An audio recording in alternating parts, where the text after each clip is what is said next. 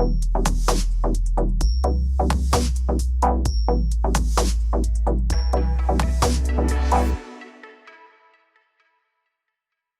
the fire. Welcome back to SMWX. And today we kick off a 4-part series about race in the South African media. It's high time that we had an unapologetic discussion about the way that race affects how we understand our society as mediated through newspapers, radio, television, even social media.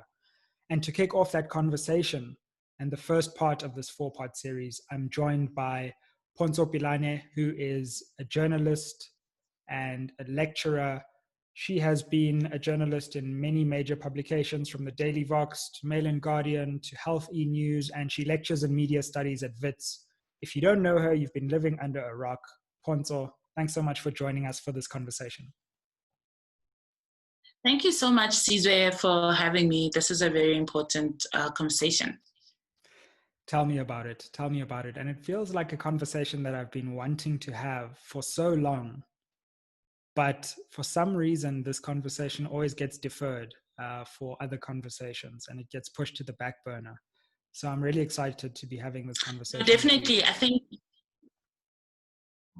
Oh, you just want to jump in already? Yeah. You're just ready. I'm ready. I think, me and you have had this conversation at different points, quite informally, and randomly. And it's so great, like when I got your invite, to have it so intentionally, and to have it from a perspective of being young people in the media landscape.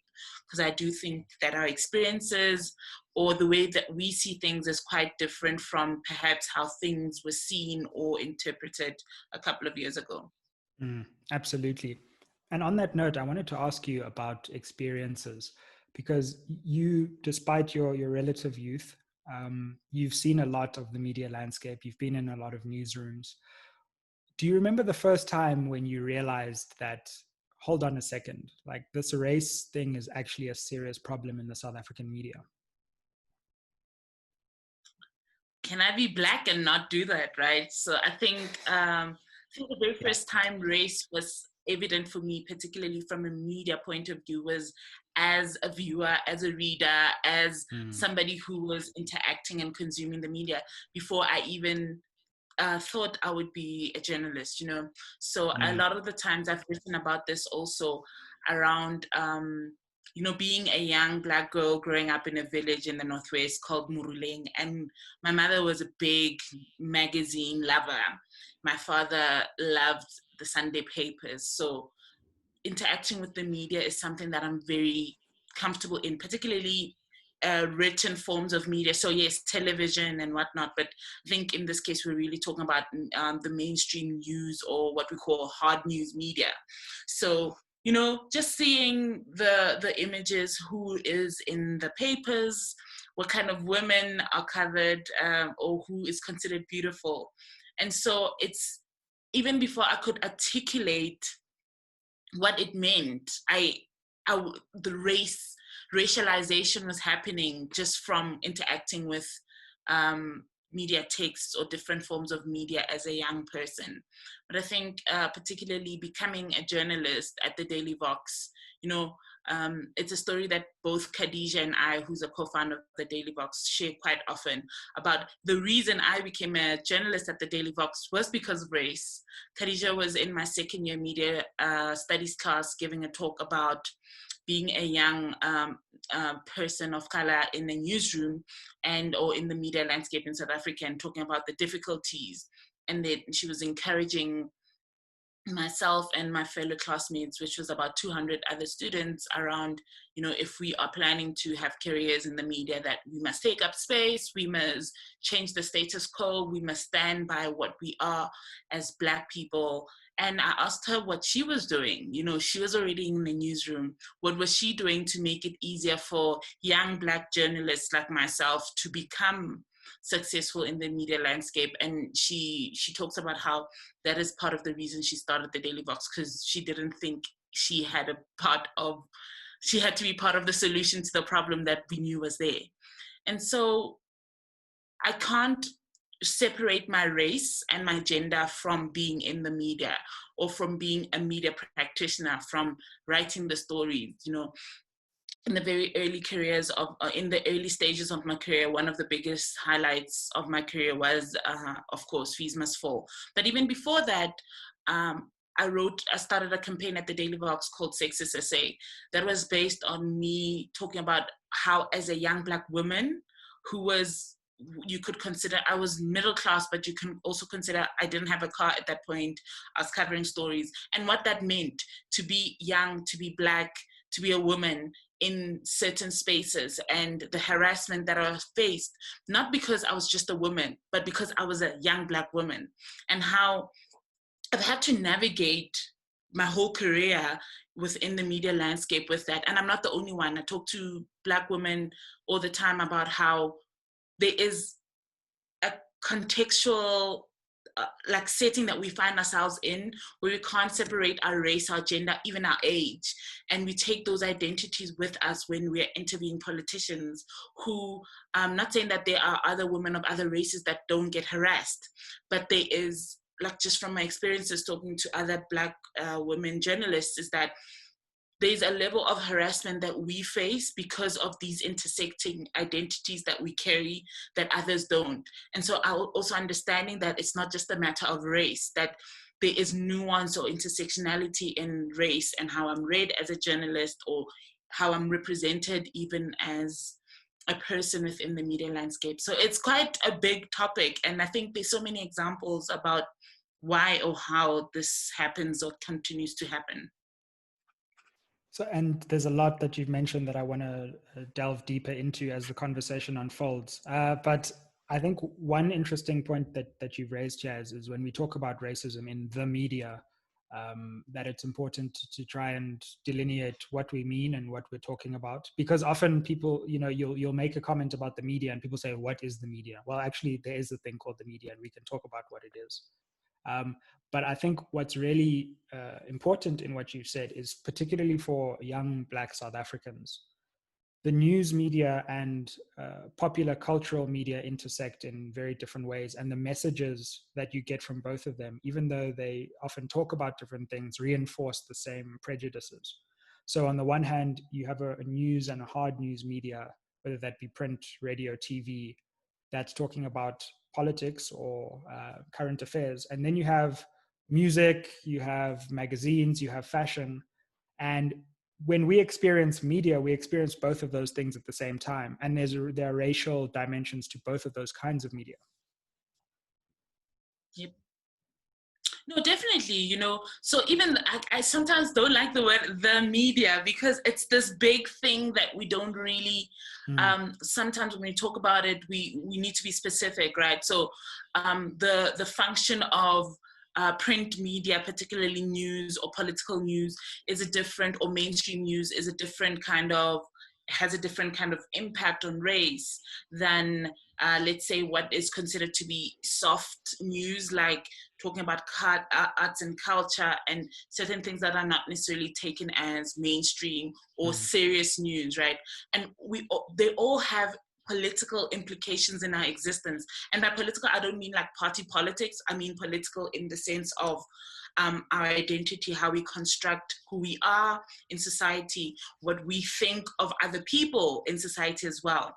And I think the media, as we call it, plays a role of, a collective role of shaping the way we as people see other different people that, or even people who look like us, you know, how we experience or how we interpret other cultures, other genders, other realities that are not necessarily ours. And that is the power of the media. I mean, the word media comes from mediate.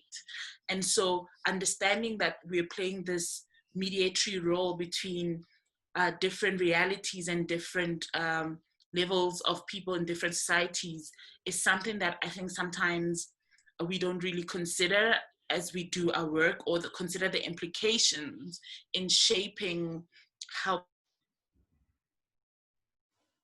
to other people. And that's the responsibility that we hold. We don't just inform people, right? I don't just write a story about, let's say, COVID-19, and that's it. That story has an implication to influence someone's reality or how they're going to react to their reality, whether they're going to take the precautions from government, from the World Health Organization, and scientists seriously or not. And that is the heaviness or the burden or the responsibility that we carry. And so if we carry that in a racially unjust society like South Africa, and a racially unjust world like the world that we live in, to be quite honest, what does that mean? And how do we then, as journalists or people working within the media landscape, then contextualize or really process the responsibilities that we have to shape people's ideas of race, gender, and all other socio-political issues in such an important way? Yeah, absolutely. And I want to get into some of the concrete ways that this manifests. So let's zero in on say the news media here, where we're talking about politics, we're talking about current affairs. I think one of the key ways in which race determines the way current affairs are mediated to South Africans is in the framing of stories. So yes, we've got questions of representation, which we'll talk to later, but it's the way a story is presented. So in stories about corruption, what pictures accompany a story? Even on social media, like how do you frame a Black politician versus a white businessman or woman? How do you frame your headline in such a way that it becomes clickbait, which reinforces racial stereotypes? So can we talk about this framing conversation and the way that it impacts the question of race in the media? And this is something that I think a lot of people just take it as given, whereas it's actually quite a powerful device. No, I mean, you're talking about something quite important, and I think that conversation is often plays out in the media if there's a big headline around certain individuals who have committed a crime, let's say, like you say, if a crime is perpetrated by white individuals as compared to Black individuals, and what happens, we've seen it in the racialization of even gender-based violence, where there is kind of like this, if the perpetrator, rightfully so, is identified and is a Black man, we're going to see the face. But if it's a non-Black man, maybe the stakes are a little bit less, or the chances of us seeing that face. And these are the things that happen, and then we have to often ask ourselves why do we have framing like that? And I think it leads to the idea of ethics, but also the kind of gatekeeping and the political or the socio-political backgrounds of people who report, right? Are journalists aware of how white supremacy or how race has shaped their understanding of the world, their positionality, my positionality as a reporter, as I'm writing about a certain thing, the words that I'm using, and the contextual or the context in which I'm using them, and what it could mean because I'm writing this as a Black person or as a white person. And I think, to be quite honest, like I'm probably going to get a lot of fun. But I think, we as journalists could be more critical. And I think not critical as in like critiquing, but more nuanced in our thinking. We could apply critical thinking just a little bit more in the way that we present stories or craft stories. I think sometimes the idea that race does not, like in telling stories, and we think race does not matter, should matter sometimes. And I remember very quite early in my career where I was working on a story with a very experienced senior journalist. It was a political story about Jacob Zuma, and they were insisting that I describe Jacob Zuma as, he was the president then. It was just, if I remember correctly, it was just before, it was during the local government elections of 2016. Yeah. So ANC was launching their manifesto in Port Elizabeth, Nelson Mandela Bay. And, you know, so we attended, and I had to write like a color piece about the manifesto launch.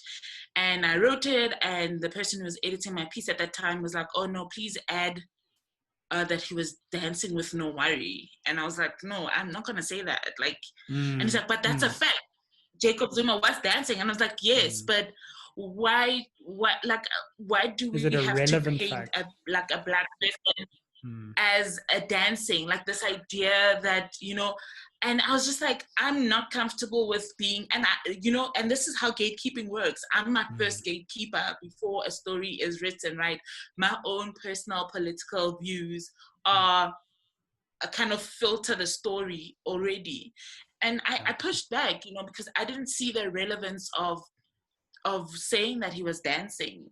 Because for me, you know, in kind of the way I fell into journalism by mistake. I didn't really study journalism. I studied media studies, which is very different from the practice of journalism. And in my media studies background, you know, stereotypes like Black people dancing is something that was highlighted to us in university. And so I thought, I didn't see how it made a difference to my story, what I was writing about, which is how the ANC rally went, how mentioning the fact that he was dancing does anything for that story that I was writing, but it does something else for a political, the other politicization of, you know, painting Jacob Zuma as like this dancing buffoon, and there is historical context of Black people dancing and whatnot. There's so much nuance in it.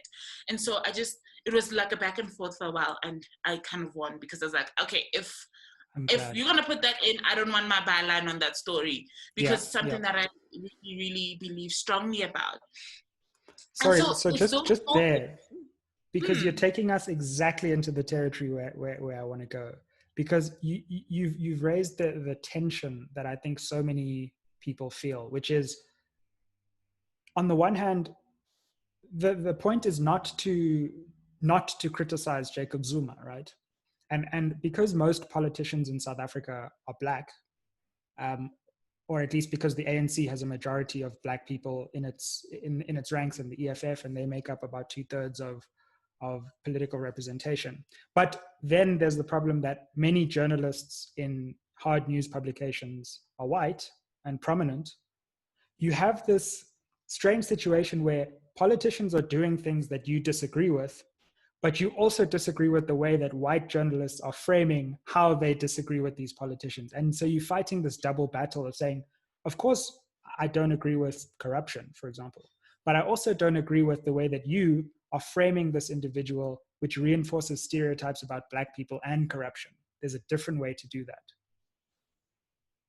Yes. So you know, we talk about, and this is like media ethics 101, the idea of objectivity, and where the journalist can be objective, and you know, we talk more now about fairness, trying to be fair rather than objective, because we do carry our own sociopolitical values, ideologies. And like I just explained now with the Jacob Zuma example, is that my own ideological and political background did not allow me, and I don't mean political party. I always have to explain this, because I think sometimes when we use the word political, people don't understand what we mean. So it was that kind of informed the way in which I would like the story to be told, or how a very objective observation of an event like a rally is going to be told through my eyes, right? And so we find ourselves in a lot of situations like that. And this is why I said that I feel like we, and not just as media practitioners or a media industry, but as South Africans as a whole, we could be more critical and more nuanced in our thinking than we are. You know, I think when we talk about a politician, you can criticize a politician or point out the wrongdoing of a politician, but you don't have to do that in a racist way, right? And I think sometimes, a lot of the times in South Africa, we get caught up in while defending or calling out the racism is often conflated with co-signing the corruption, which is not necessarily the truth. I can absolutely categorically be against the wrongdoing of a politician or not necessarily see myself or align with or agree with a stance of a politician or whatever. But I do not have to be racist in my disagreement with the next person, or sexist, or any kind of form of bigotry. And what we find ourselves, I remember, like we found ourselves in these conversations so many times where a certain journalist has said something and it's framed, the framing is racist. Yeah. And so South Africans come out and want to call out the racism, but it gets conflated with defending the actions of that person. And I think a lot of the times there's a back and forth between that, and we never really take the conversation forward. For example, Jane Duncan, who I love so much, Professor Jane Duncan, she's at UJ, she's an incredible media scholar. She was one of the first media scholars to investigate how print media covered Marikana, the Marikana massacre, right? Yeah, absolutely. And in her research, she found that, the miners were not prior to August 16th, the media, journalists were not interviewing miners, that the majority of print space was taken by mine management, was taken by business analysts and everyone. And I always remember this stat because I always use it with my students or even in conversations with other journalists. 3% of the voices in stories about the strike before August 16th were from miners. 3% before the shooting, right? Before the massacre happened. Yeah. What does that tell you, right? Like for weeks on end, there was this wage strike for 12%, but only 3% of journalists actually spoke to miners. What does that say to us about class, about race, about all these other socio-political factors that play a role in how we represent people? Why is it that we were okay as an industry with interviewing analysts and the CEOs or the spokespeople for longmen and mining industry experts, but we were not investing resources in sending journalists to Marikana before black bodies were killed, right? Because that's that. And also even that, there was a lot of kind of backlash or conversations and criticism around the replaying of that video, and whether if this was white people who were being shot and slaughtered in that manner, that we would have been able to see the footage over and over and over again like that. And so these are the issues that really come up. I just now in lockdown, I got a flag on Twitter because I was not comfortable with people sharing the video of that, I forget his name now, the young man in Cape Town when the city of Cape Town was evicting him and he was naked. That video was all over my timeline. And I was just, it disgusted me because why does it take us seeing black people being dehumanized why is that the thing that makes us stand up as citizens? But why is it also the thing that we lean into? Can I, as a journalist, not tell the story of the brutality that was happening in Cape Town during a lockdown without using those images? And why is it that there is the dehumanization of black people, or in the political sense, black bodies, continues to happen? And why are we okay with it? As people, as readers, as audiences. And so it's much bigger than just the media and what the media represents, but also what we believe as people about different races. Yeah, you've touched on something that really, really gets my blood boiling, which is Well, there are two things. I think the first thing that you've mentioned, which is so key, and it feels like not enough people just aren't held accountable enough, is the use of tropes. So we've spoken about dancing, using terms like thugs and depicting people as violent, Black people as inherently violent and dangerous if they're embarking on a political program that might be threatening to white people. And or also this question of intelligence. So if you're doing one of those three things, please stop. So using tropes of stupidity and this again applied often to President Zuma, often applies to people like Julius Malema. Just stop doing it. Just stop using those tropes and just talk about the action. And I think part of the reason why these tropes are allowed to just parade in these major publications often is that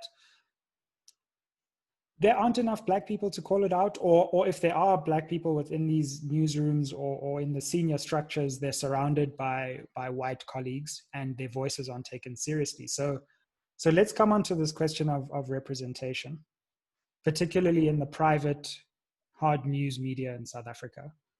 We've got a crisis, don't we? In some places, you can have entire organizations that don't have Black people. Like, what's going on here? What country are we in? And no one's calling it out. I mean, we're going there. I'm transformation in sorry.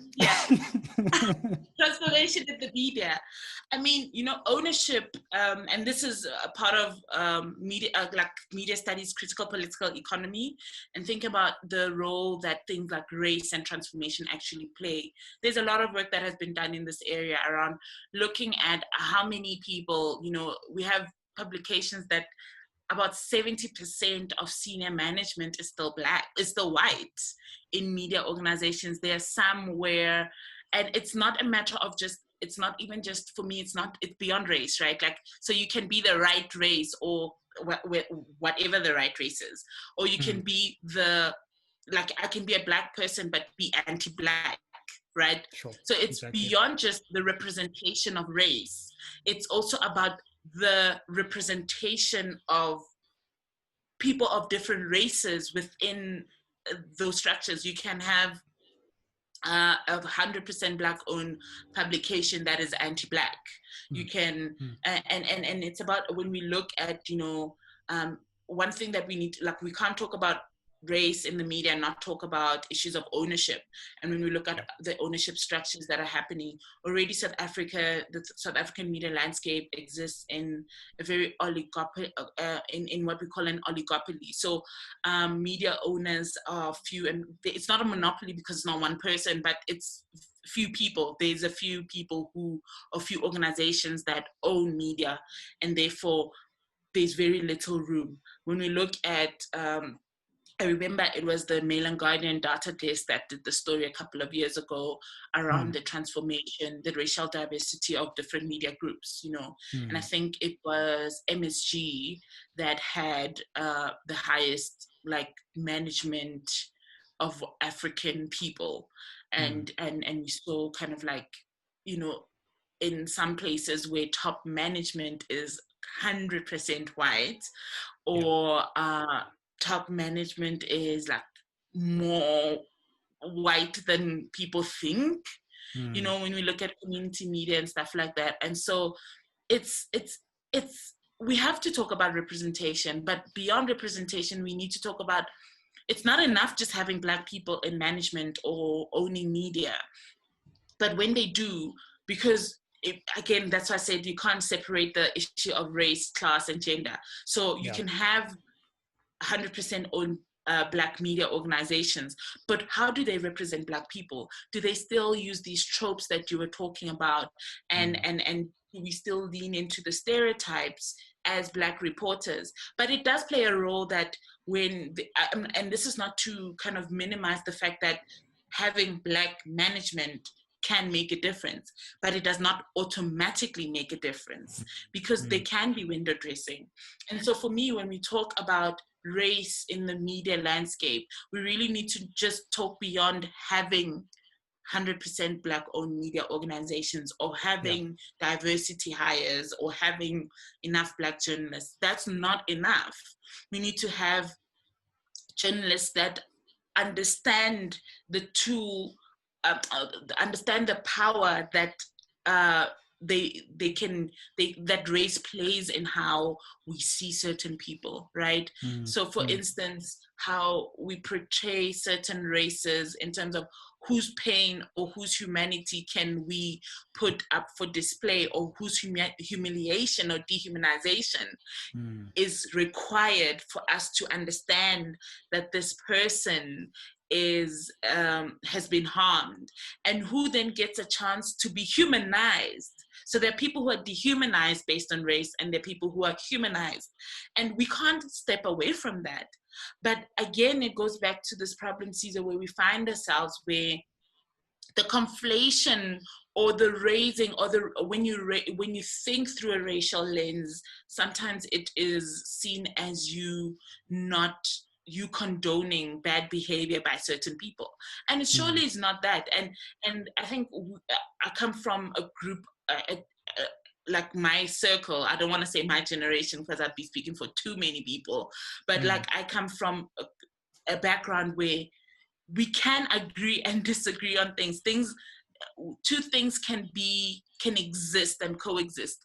You can't be an incredibly gifted journalist and blow the lid on a massive investigation and still be racist. Like, that is happening. We see it all the time, right?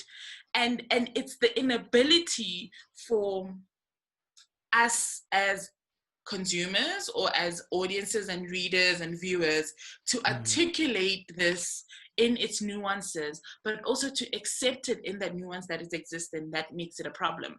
But so I don't know, representation matters, but more than representation, the intention of the representation also matters. Yeah, absolutely. And this is where things become complicated, because there have been examples of media houses that have tried to pursue or at least masqueraded under a pro-Black agenda, but actually were condoning corruption. And then, you turn around and say, whoa, now you're leveraging the rhetoric of being pro-Black in order to still pursue a conservative agenda. So it's not enough, as you say, and I think that's a crucial point, just to have Black representation. It's also not enough to have a bunch of Black journalists at the bottom of the organization, junior Black journalists, who all report to a slightly deracialized senior management, who then report to a very white-dominated management that's owned by a purely white capital. So sometimes I feel like these organizations say, hey, but look, we've got Black journalists, but it's about representation throughout the media organization from top to bottom, and that there's actually a cultural transformation within the organization, and not just a few splashes of diversity at the lowest levels. Exactly. For me, like I said, I come in and this is not like trying to play a little like Pokemon around my identities, and that I'm more oppressed because I'm a I'm a Black woman. But, for me, a question that I always ask myself is, where are the 40-something-year-old Black women in kind of like hard news? Where are they? Because when I started off as a young Black woman, a journalist, like as a junior reporter at the Daily Vox, many of my colleagues, there's a lot of Black women, that we start off at the bottom, but we lose so many of them to corporate or to other industries. And for me, it's, you see the representation of kind of like veteran Black journalists, Black men journalists. You see the representation of white and Black, white men and women veteran journalists, like people who have been journalists for 30 plus years, but I don't particularly see it in terms of my demographic. Like, who is the 50-year-old Black woman who is still a journalist who stayed. And my question is, why don't they stay? If they, we have Mayor Sophie Mokoena, and this is not like erasure. That was the only name that came to mind, honestly. I was like, Mayor Sophie Mokoena. How is that okay? And who? And who? And who? And how is that okay? How is that okay? How are we, how is this not something that we are talking about more often, about why do Black women journalists leave the industry, or are they stagnated somewhere? Why are they only, I'm thinking of Nobisa at the Sowetan, Mapula at the Daily Sun. Those are the two Black women editors of a print publication that I can think of from the top of my head. But I can think of so many Black men. I can think of so many white women. I can think of so many white men who have been editors in chief, but I can't do the same for somebody who looks like me, And so this is what I mean by, it's not just about having the Black people in the newsrooms, it's what happens. So you can have a 50% Black staff, but are they writing stories that represent Black people in a humanized way, in a way that's not anti-Black, and all these other factors that are at play? And are we also not? Oh, this is a difficult one, because are we also not like trying to bait debates, or like, are we not also using race as an escapism for, or as an scapegoat rather, for bad behavior? There's been stories that have come out, and we know the bots on Twitter, where a story comes out on corruption and it's, because it's a Black man, you're trying to take a Black man down. Or we even see we just see kind of race being used in this very unethical manner, and not in the ways that it needs to be used, or it needs to be discussed and in the media. So I think we're still, it's a tough one, but I think more than ever, the thing that for me bothers me the most is how we represent certain people, right? For instance, I've asked this of my white colleagues, and some of them don't talk to me anymore. It's like, why are you not writing about what, like, GBV in the white community? Like, I would ask that. And I ask that as a Black reporter who writes predominantly about, gender and all these things. And in many lights, I have even been called a white monopoly stooge, because I wrote about Black men in a certain way and whatnot. And for me, it's, where is that work where it's not just, there is no swart gevaar in the way that we report on certain issues, and that we racialize things in a way that matters. So the representation is not just about showing, it's not saying that just we have to show crimes committed by non-Black people because we're trying to represent. And that's not what I'm saying. That's like really reducing the argument to something that is not really what I'm trying to say. What I'm saying is that, how are we aware of how race can be weaponized against Black people in the way that we choose to report about Black people, in whatever way? Well, I think that's probably the right place to end the conversation, because I want to ask you in conclusion about the dangers of a narrow focus on race. So of course race matters, and of course it's a fundamental dividing line in our society, and there are evident historical and present reasons for that.